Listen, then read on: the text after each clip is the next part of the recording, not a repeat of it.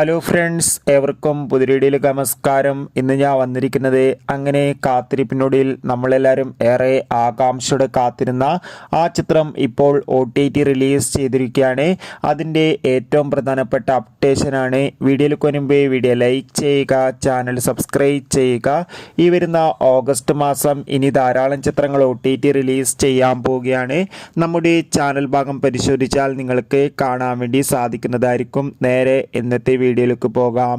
ഇപ്പോൾ OTT release ചെയ്തിരിക്കുന്ന ചിത്രമാണ് വൈശാഖിൻ്റെ സംവിധാനത്തിൽ മമ്മൂട്ടി, രാജീവ് ബി ഷെട്ടി, അഞ്ജന ജയപ്രകാശ്, ബിന്ദു പണിക്കർ എന്നൊക്കെ പ്രധാന കഥാപാത്രങ്ങളായ ചിത്രമായിരുന്നു ടർബോ.